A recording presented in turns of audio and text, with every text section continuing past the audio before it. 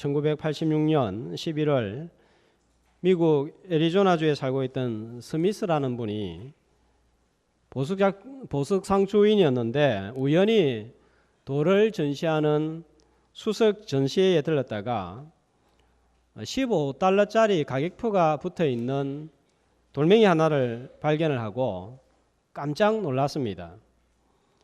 15달러짜리 돌은 사파이어 원석이었기 때문입니다. 판매를 하고 있는 담당자한테 이 돌이 정말 15달러가 맞습니까? 물었더니 판매원은 너무 비싸다는 말인 줄 알고 5달러를 더 디스카운트 해주었습니다.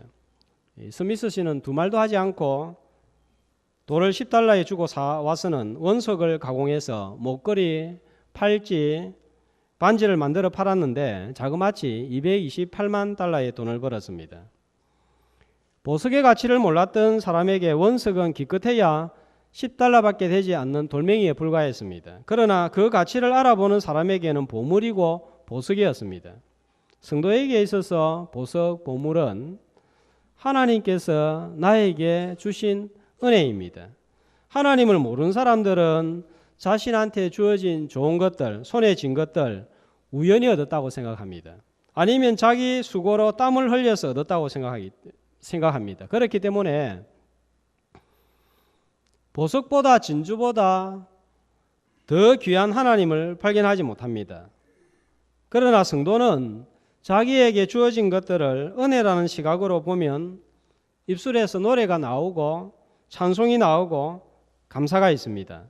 은혜 주신 하나님을 발견하고 하나님께서 내 삶에 함께 하신다는 것을 확신할 수 있기 때문에 그렇습니다. 우리가 뭔가를 얻었다고 다 얻는 것은 아닌 것 같습니다. 얻었지만 잃는 것이 있습니다. 잃었다고 또 다 잃은 것도 아닙니다.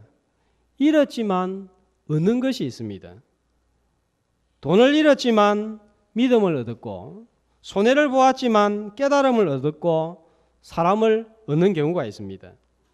이런 것 중에서 얻은 것, 그것이 하나님의 은혜입니다. 이런 것 중에서 얻은 것, 은혜를 생각하면 우리 속에 감사가 떠오릅니다. 오늘 말씀을 통해서 돌멩이같이 굳어 있는 내 삶 속에서 하나님께서 주신 은혜의 보석을 발견함으로 찬송하고 감사하며 나아가는 복된 맥주 감사주일이 되시기를 주의 이름으로 축복합니다.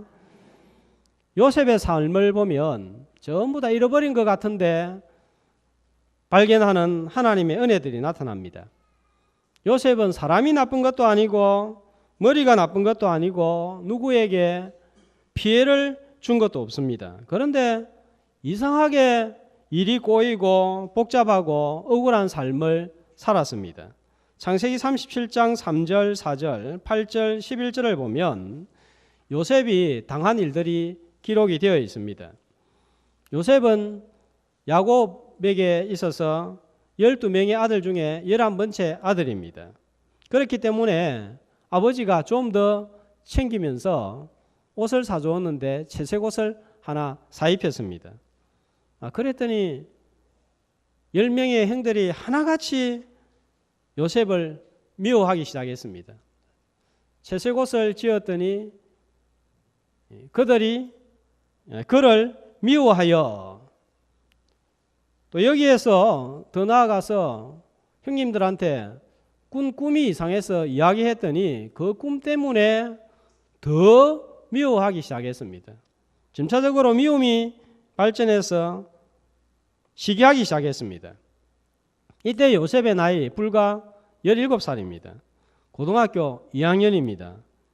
뭘 하겠습니까? 그런데도 꿈 이야기했다고 옷 다른 거 하나 사입했다고 미워하고 시기하고 왕따를 시켰습니다. 여기에서 끝나지 않습니다.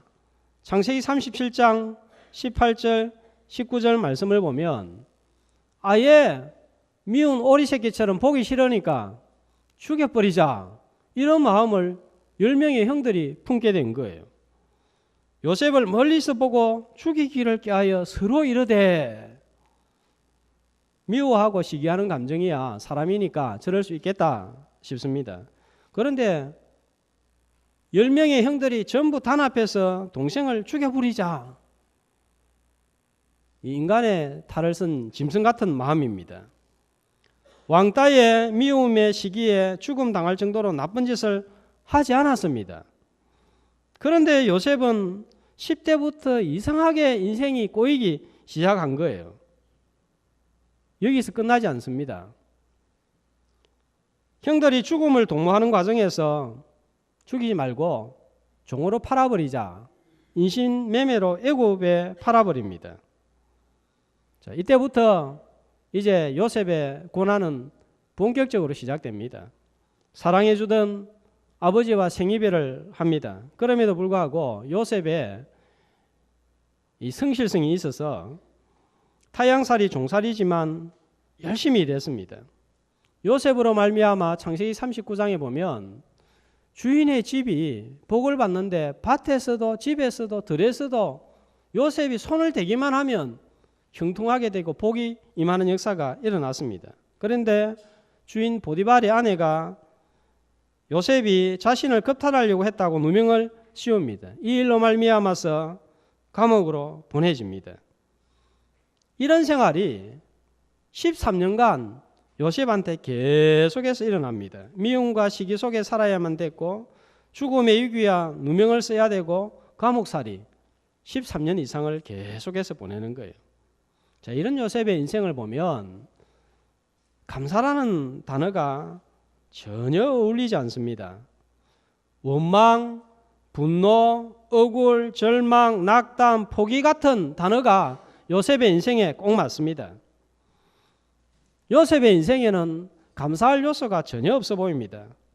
그런데도 우리는 요셉을 생각하면 위로를 많이 받고 감동을 받습니다. 왜 그렇습니까?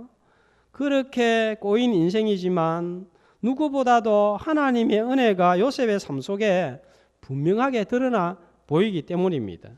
다 잃은 것 같은데, 잃어버린 것 같은데 이런 것 중에 얻는 것이 있고 하나님께서 주시는 것이 있기 때문입니다. 고난이고 아픔의 시간들이 연속되지만 하나님의 은혜가 중간중간에 나타나기 때문입니다. 꼬인 요셉의 인생에서 발견하는 은혜는 어떤 것들이 있는지 오늘 말씀을 통해서 살펴보려고 합니다. 여러 가지가 있겠지만 세 가지 은혜를 살펴봅니다. 요셉에게는 첫 번째로 만남의 은혜가 있었습니다. 요셉의 인생을 보면 사람들이 요셉을 향하여 계속해서 화살을 쏘아대는 것 같습니다. 미움의 화살을 형들이 쏘아대고 시기의 화살을 쏘아대고 보디발의 아내는 누명의 화살을 쏘아대고 주인은 요셉을 감옥으로 넣는 화살을 쏘아대는 것 같습니다. 그래서 인생을 궁지로 몰아 넣는 것 같습니다.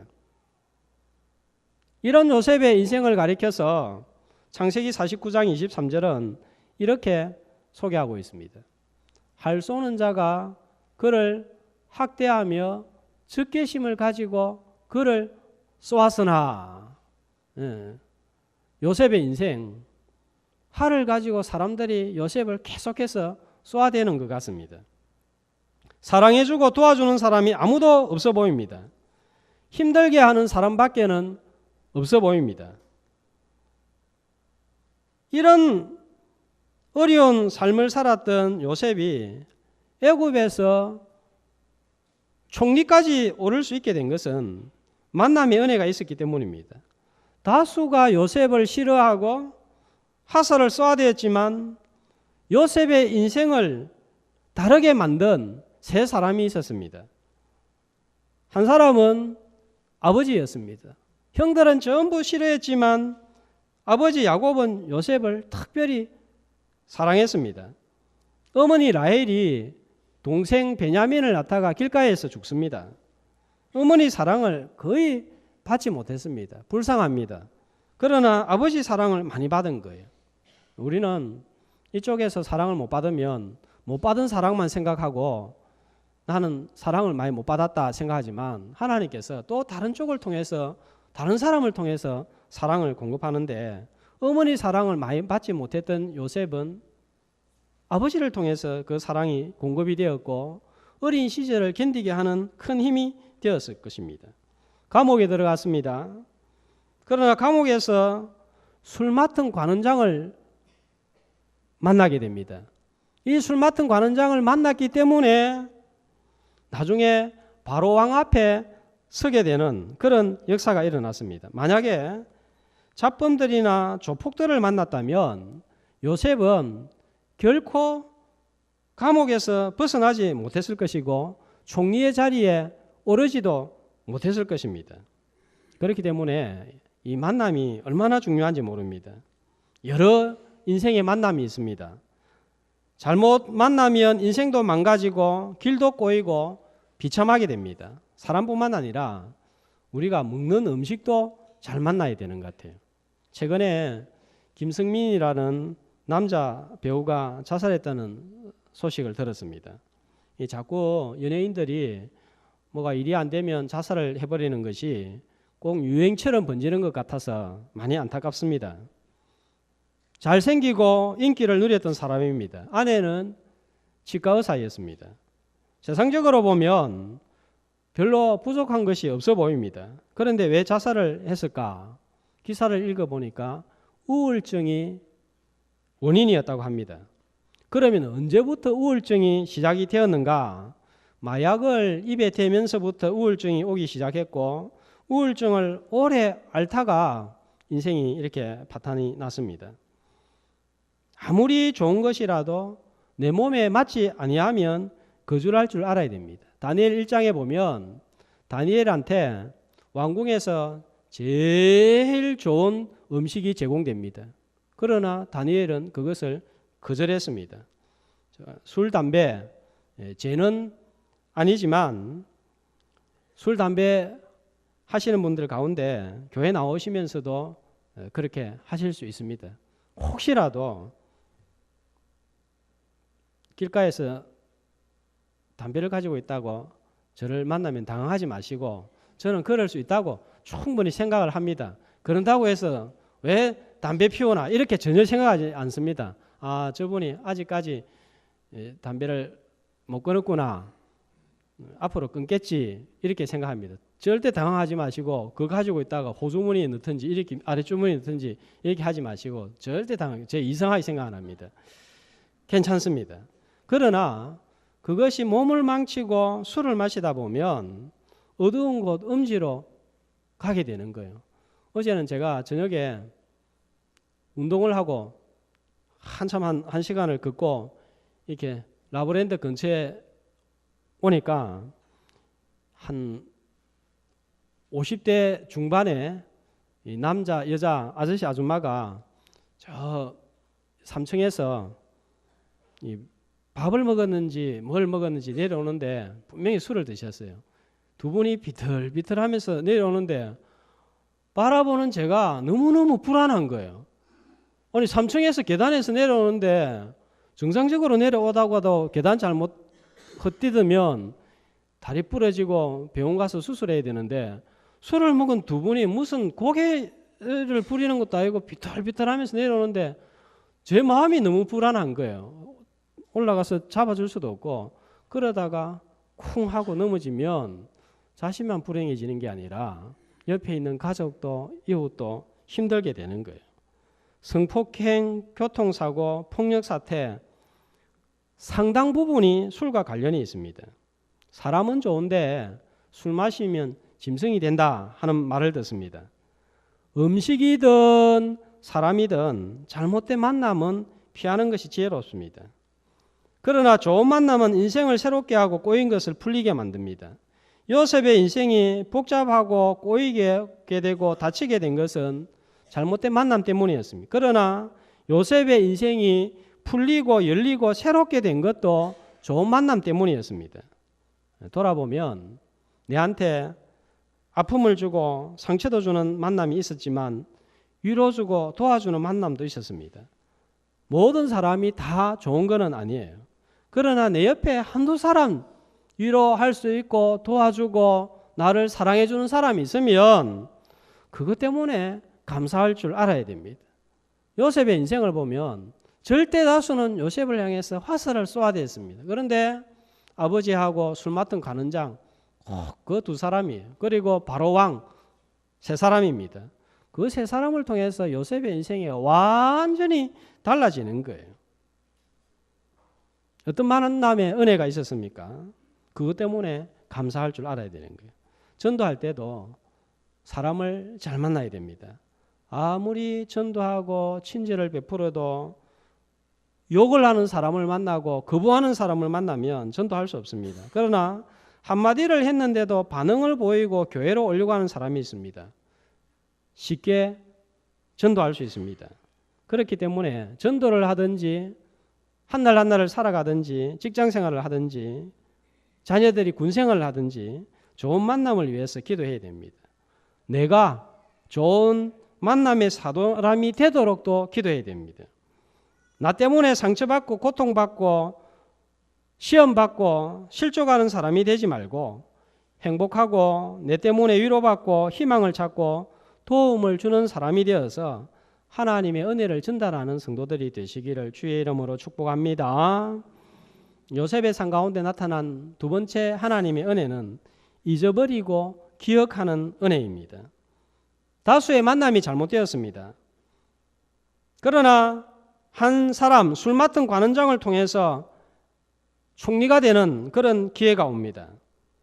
감옥에서 전혀 뜻밖의 만남을 통해서 총리가 됩니다. 누구도 감옥에서 총리가 되는 길이 열릴 줄 상상도 못했습니다. 술 맡은 관원장도 요셉 자신도 아무도 몰랐습니다. 하나님만 알고 있었습니다. 하나님은 우리가 전혀 예상하지 못했던 방법으로 일을 이끌어 나가시는 분입니다. 우리는 늘 밝고 환한 곳에서 대단한 일이 일어나고 좋은 일이 일어날 것이라고 생각하지만 하나님은 때로는 어둡고 침침한 감옥 속에서도 일을 이루시고 역사하신다는 사실입니다. 하나님께서 일하시는 방식은 우리가 일하시는 방식과 전혀 다릅니다. 혹시 내가 오늘 감옥에 갇혀 있고 어둡고 캄캄한 곳에 놓여 있다고 할지라도 하나님이 일하시는 손길을 기억하면서 그 하나님을 바라보면서 어두운 시간들을 헤치며 나아가는 성도들 되시기를 축복합니다. 총리가 되고 결혼을 하고 아들 둘을 낳고 이름을 짓습니다. 자, 오늘 51절 말씀해 보면 첫 번째 아들의 이름을 뭐라고 짓죠? 자, 므낫세입니다. 뜻이 뭡니까? 뜻이 뭡니까? 므낫세. 밑에 관주나 이런 것을 보면 잊어버렸다 하는 뜻이 므낫세입니다. 그런데 어떤 일을 잊어버렸습니까? 하나님이 내게 내 모든 고난과 내 아버지의 온 집 일. 자, 요셉 당한 고난이 뭡니까? 인신매매로 팔리고 종살이하고 감옥살이하고 누명 쓴 겁니다. 아버지 집에 온 집 일은 뭡니까? 형님 10명이 시기하고 미워하고 그래서 종으로 팔아버린 거예요. 엄청난 상처와 아픔이 있습니다. 그런데 이것을 잊어버린다 하는 것입니다. 잊어버렸다 하는 것입니다. 그 다음에 52절에 보면 둘째 아들의 이름을 짓는데 뭐라고 짓죠? 에브라임입니다. 무슨 뜻입니까? 창성하게 하다, 번성하게 하다, 풍성하게 하다 하는 것입니다. 어떻게 하나님이 번성하게 하셨습니까? 수고한 땅에서 번성하게 하셨습니다. 수고한 땅에서 자, 이 땅을 갖기 수고했다. 종으로서 주인을 향해서 충성을 다하고 감옥에서도 성실하게 일하고 땀 흘려 일했습니다. 그런데 그것을 하나님이 기억하시고 총리의 자리에 오르게 하셔서 풍성하게 하셨다 이 말씀입니다. 요셉의 신앙 고백이 두 아들의 이름에 담겨 있습니다. 그동안 말할 수 없는 고생을 했지만 하나님을 만나니까 사람들로부터 짓밟혔던 과거는 다 잊어버리고 하나님께서 행해 주신 일을 기억했습니다.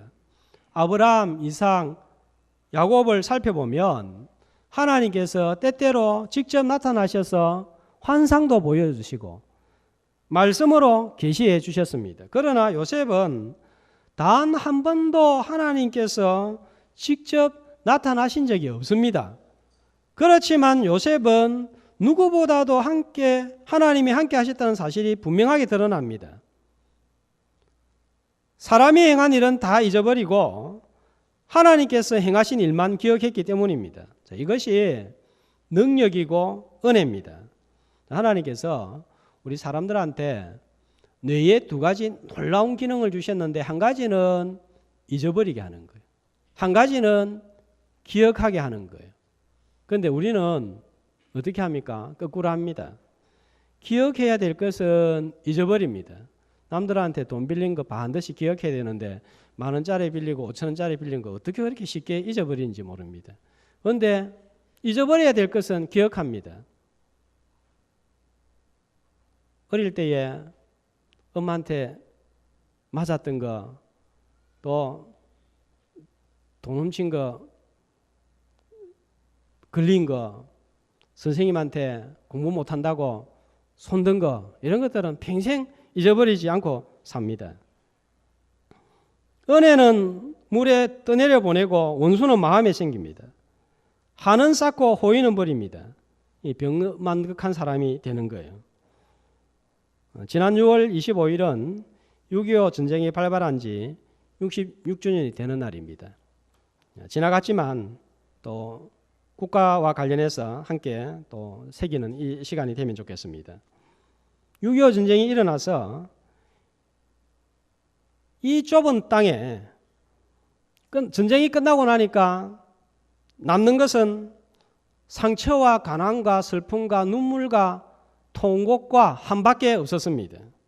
완전 폐허가 되었습니다. 많은 사람들이 앞으로 한국이 전쟁에서 일어서려고 하면 최소한 100년 이상은 걸릴 것이다. 그렇게 말들을 했습니다. 그러나 60년이 못 되어서 일어섰고 오늘처럼 자유와 번영을 누리고 있습니다. 1953년 1인당 국민소득이 67불이었습니다. 지구상에서 제일 가난한 나라가 이 국민소득이었어요. 지금은 1인당 국민소득이 약 3만 불에 육박하고 있습니다. 그때와 비교해 보면 450배가 증가했습니다. 왜 이렇게 잘 살고 자유롭게 되었습니까? 자력으로 된 게 아니에요. 여러 나라의 도움이 있었습니다. 16개의 나라가 참전을 했고 66개의 나라가 후원을 해주었습니다. 특별히 미국의 도움이 컸습니다. 잊어버리지 말아야 됩니다. 한국이라는 나라의 이름을 한 번도 들어본 적도 없고 한국이 어디에 있는지도 모르면서 178만이 넘는 미국의 젊은이들이 한국 전쟁에 참전을 했습니다. 이 가운데 14만 2천 명이 죽고 실종당하고 부상당했습니다. 그때 그들의 나이 불과 20살을 넘긴 때였습니다. 전사한, 실종당한, 부상한 14만 2천 명 가운데 장교 한 분을 소개합니다. 메가드 장군의 뒤를 이어서 유리엔 사령관으로 한국에 온 분이 벤 플리타라는 벨 4개의 사성 장군입니다. 이분입니다. 자, 왼쪽에 있는 분이고요. 이 장군은 벤 플리타 장군은 미국에서 10년 만에 얻은 아들과 함께 휴가를 보내고 있는 중이었는데 한국 전쟁 소식을 들었습니다. 그때 아버지 벤 플리타 장군은 아들한테 때가 온 것 같다. 한국 전쟁에 참전해야 되겠다 했더니 당시 중위였던 아들 지미 벤 플리턴은 아버지한테 이렇게 말합니다. 아버지가 간다면 저도 같이 가겠습니다. 아버지는 안 된다고 했습니다. 외아들이고 내가 떠나고 나면 누가 가정을 지킬 것인가 이렇게 되었습니다. 뿐만 아니라 지미는 당시 미국 군법에 의하면 해외 참전 대상 군인이 아니었습니다.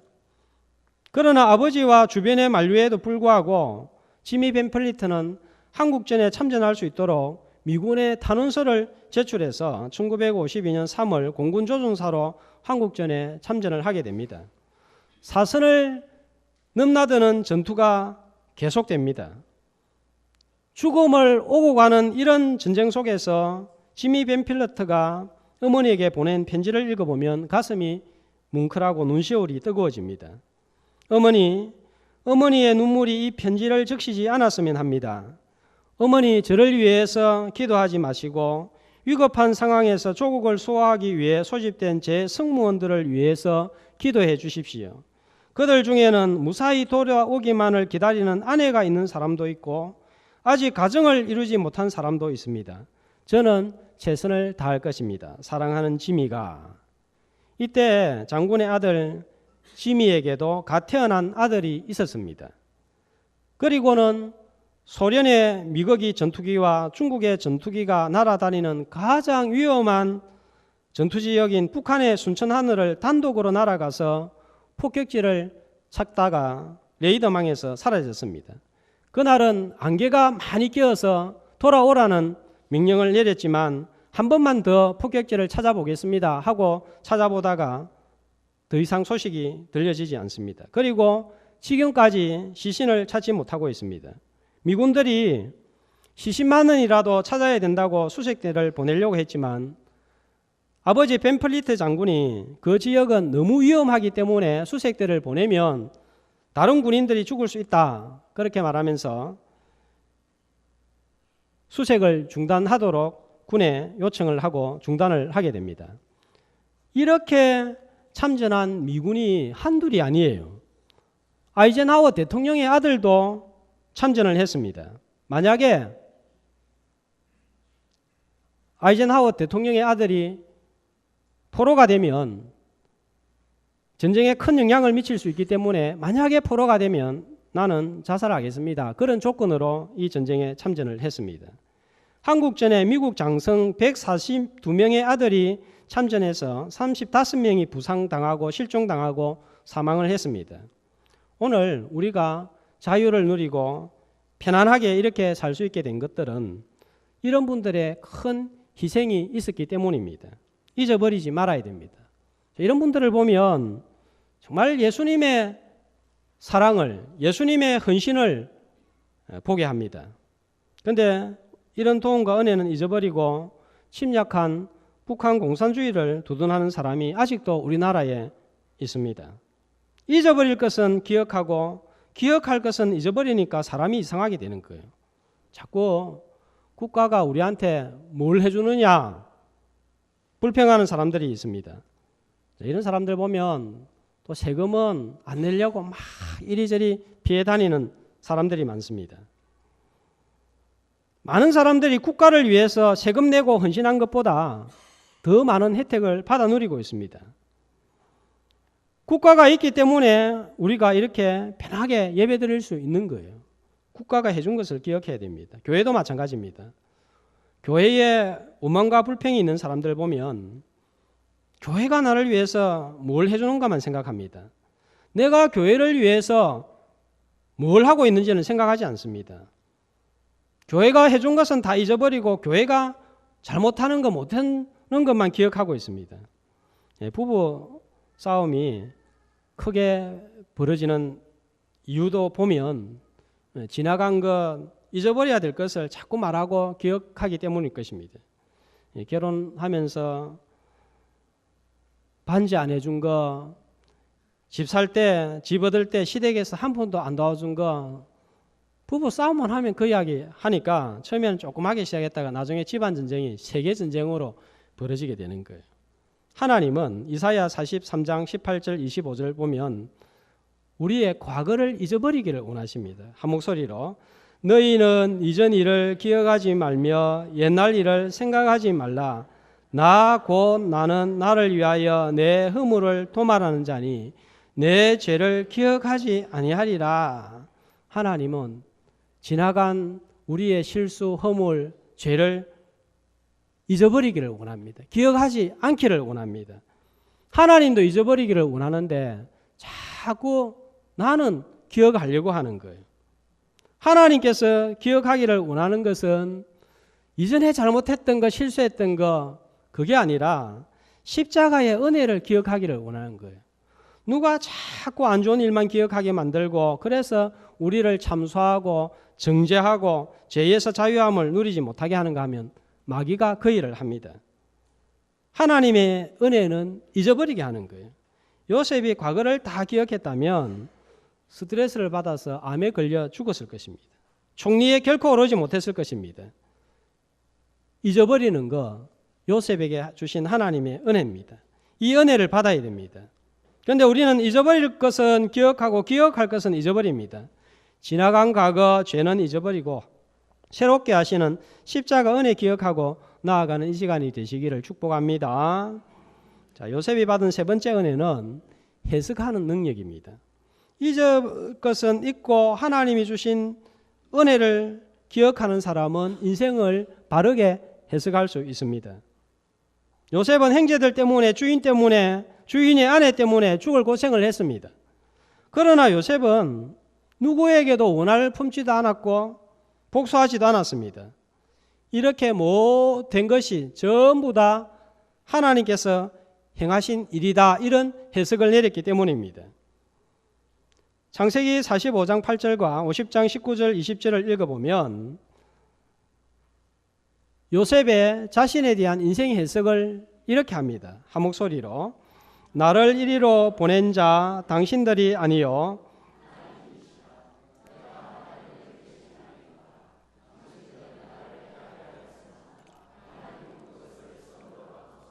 오늘과 같이 많은 백성의 생명을 구원하셨나니 인신매매로 팔려서 애굽에 온 것도 누명을 쓰고 감옥에 들어간 것도 다 하나님께서 행하신 일이다 하는 것입니다. 아버지 야곱이 죽자 형들이 이제는 요셉이 우리를 어떻게 하지 않을까 막 겁을 먹습니다. 그때에 형들에게 요셉에게 하는 말이 이 말씀입니다. 여기로 보낸 사람들은 당신들이 아니요 하나님이신데 내가 어떻게 하나님을 대신하겠습니까? 당신들은 악한 마음으로 이렇게 나에게 행했지만 하나님은 그걸 선으로 바꾸어서 당신들을 구원하고 애굽을 구원하고 온 세상을 구원하게 했습니다 하는 것이 요셉의 인생 해석입니다. 건강한 해석이고 바른 해석이에요. 그러니까 건강한 총리가 되었고 지혜로운 총리가 되었고 존경받는 총리이자 위대한 하나님의 사람이 될 수 있었습니다. 이것이 요셉이 받은 큰 은혜입니다. 지난주 제가 두 사람을 소개했는데 김용재라는 청년과 또 이지선 씨 소개를 했습니다. 김용재라는 청년 91년 10월 19일 서울 여의도 광장에서 자동차로 마구 돌진해서 2명을 치어 죽이고 21명의 부상자를 냈습니다. 같은 20대인 이지선 씨, 음주 운전자의 뺑소니 교통사고로 전신화상을 입고 40차례의 수술을 받았지만 얼굴이 저렇게 괴물처럼 변해버렸습니다. 두 사람 다 불행한 시절을 겪었습니다. 그런데 두 사람의 삶은 너무나 다른 삶을 살았습니다.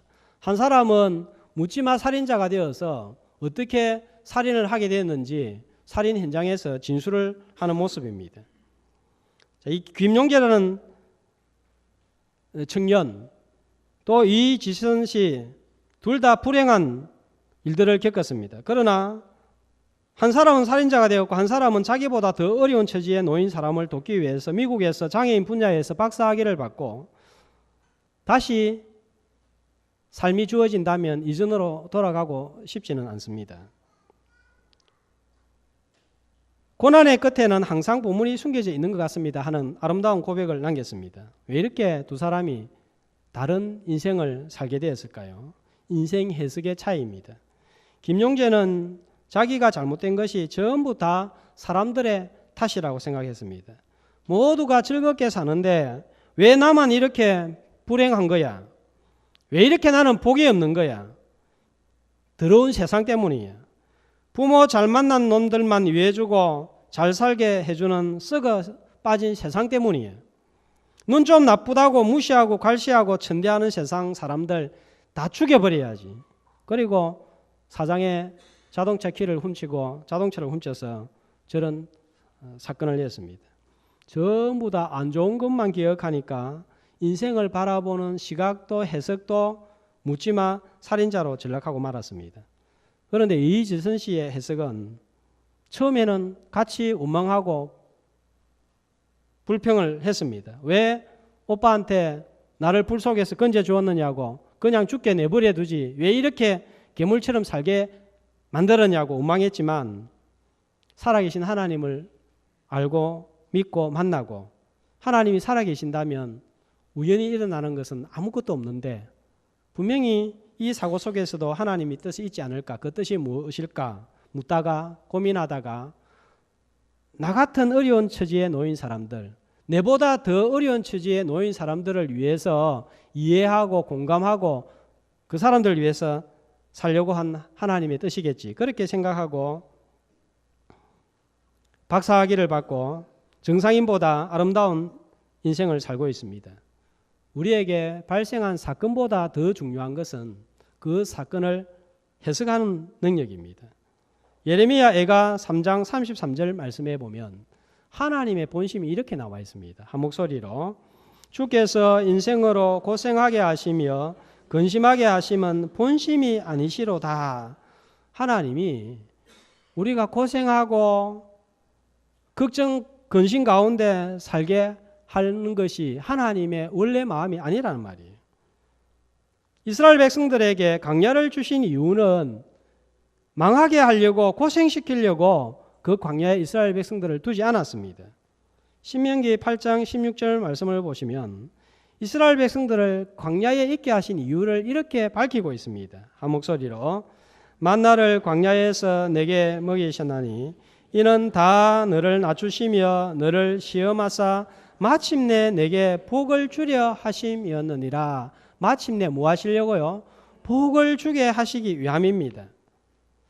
이스라엘이 광야에서 40년을 살고 요셉이 감옥에 갇히게 된 것은 요셉이 잘못해서도 아니고 이스라엘 백성들이 길을 실수로 잘못 들어서 광야로 들어간 것도 아닙니다. 감옥에 갇힌 것도 이스라엘 백성들이 광야를 걸은데도 다 이유가 있었습니다. 하나님이 보내셨고 하나님께서 목적을 가지고 두셨다는 사실입니다. 그렇다면 내가 지금 어떤 형편에 놓여 있어도 하나님의 어떤 계획이 있을 거야, 이렇게 바라보며 해석을 하는 것, 이것이 하나님의 은혜인 것입니다. 이런 해석을 할 수 있도록 성도들에게 하나님은 말씀을 주셨습니다. 이것이 고난 중에서도 요셉이 받은 은혜입니다. 내 삶에도 요셉에게 주셨던 동일한 은혜가 있을 거예요. 그런데 그걸 발견하지 못하는 거예요. 영안이 흐려져서 하나님께서 잃어버린 것 중에서도 고난 가운데서도 곳곳에 주신 것들이 있는데 보지 못할 뿐입니다. 그것을 발견하면 찬송의 보석이 되고 감사의 보석이 됩니다. 지난 온 날들을 돌아보면 다수가 나를 힘들게 했지만 나에게 특별한 한두 사람 만남의 은혜가 있었습니다. 잊어버리고 기억하게 하는 은혜도 있었습니다. 또 하나님의 시각으로 해석하는 말씀도 있었습니다. 이런 은혜를 발견함으로 감사하면서 맥주 감사주의를 맞이하고 보내는 귀한 주의 백성들이 되시기를 주의 이름으로 축복합니다.